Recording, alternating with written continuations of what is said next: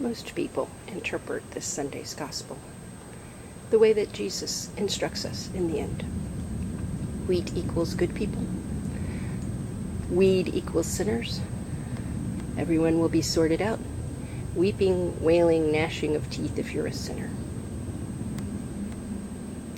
But my problem with this is that it doesn't give us any motivation to change. I'm the seed that I am, wheat, weed. But we know that that's not what Jesus' teaching is all about. Jesus continually exhorts us to become the wheat that God knows that we can become. To not let the weeds take over our spiritual lives. So let's think about this gospel differently this morning.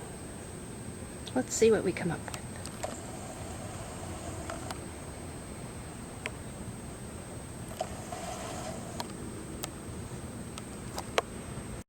Maybe this parable is talking about the worn out flag that's seen one too many 4th of July celebrations.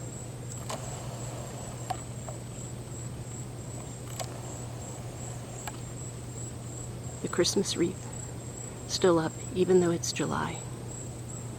Maybe instead of wheat and weeds, we should think in terms of decorations.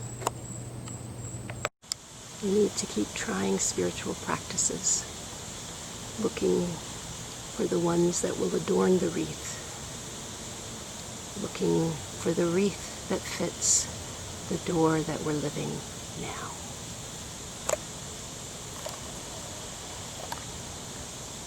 Even if it's a different shape, even if that wreath is not quite what we were expecting.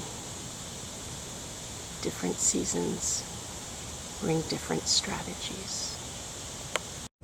Take everything that's keeping you from living your best life. Keep all the things that are keeping you a weed. You want to be wheat in that field of wheat and weeds. Bury all the practices, all the habits, all the sorrows. Turn it upside down. Bury it. What needs to be flushed away?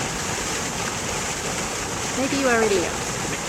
What are the habits that are keeping your streets flooded? And what are the habits that could drain away the floodwaters, leaving you with streets of a life that you can navigate, that will take you where you need to go? Flush those things now. Pump that water out of the street that is your life. Drain all the sins away. The world is full of the most unlikely gallery spaces. Blank white canvases, waiting for God's grace to transform them. The world is full of examples of what can happen when small bits of grace and good are connected into a much more beautiful picture. From a distance, it looks like discarded canvases, a place where maybe we cleaned our paintbrushes, blobs, old hooks, old wood. But all together, it's a thing of beauty. So even if your life looks like just one abandoned art project, one abandoned home repair project, there is room for beauty. God's grace can transform anything into a work of art. Most of us have a spiritual life, like this boat. It can float, but it needs help to get to the water. It needs a trailer. It needs a truck. It needs some humans to guide it. What do you need?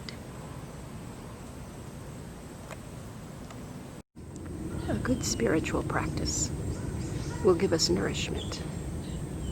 Where others just see a muddy shoreline, a good spiritual practice will enable us to discern breakfast.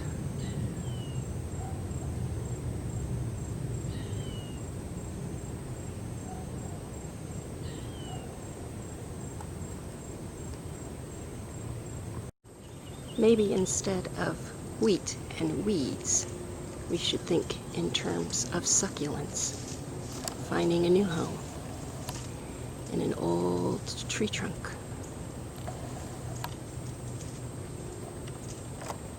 How can we create spiritual habits that will let us thrive in any condition or circumstance? Sometimes we've tried everything we can. Sometimes we see the roots. Sometimes it's best to leave what is rooted in concrete and head out and look for new soil. Sometimes, though, maybe we can find a new place to plant new roots, even in the old concrete of what has not been working. In infancy, these dragonflies looked like mosquitoes. If we had killed what we thought were mosquitoes, we wouldn't arrive at this day to watch the dragonflies dancing across the sky. Don't be too quick to make a decision about what stays and what goes. Maybe we should not be too quick to uproot what looks like a weed. Maybe this fountain is happy to be repurposed as a planter. Maybe in being a planter, it has found a greater good. Listen to those voices, those chirps, those voices that say you are meant to live a different way. Listen to the voice of God, calling you to be your better self, chirping insistently, coming to stir up the tidy tree that is your life, coming to show you how things might be different, coming to show you what parts of your life are weeds and what parts of your life are wheat. Maybe you've kept your best life on a leash for far too long. Maybe it is time to unleash your best life. Go for a swim. Chase that stick. See what happens.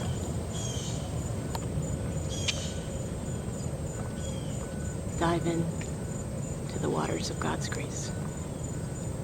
Sometimes we ask for permission to film, and we get even better footage, but we feel too embarrassed to speak while filming.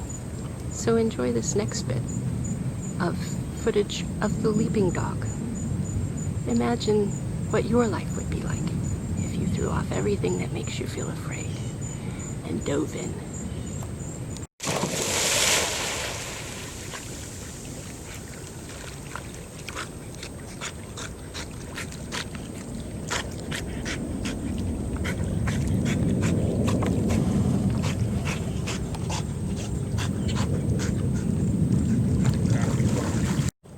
Fly, fly, fly to what is waiting up ahead. Fly towards God.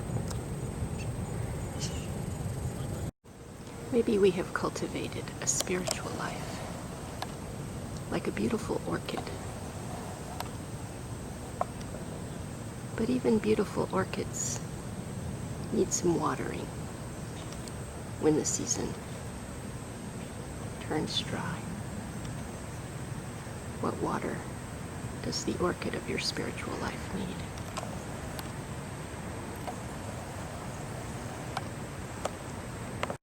Here it is, your life, your patch of the planet. What will you plant?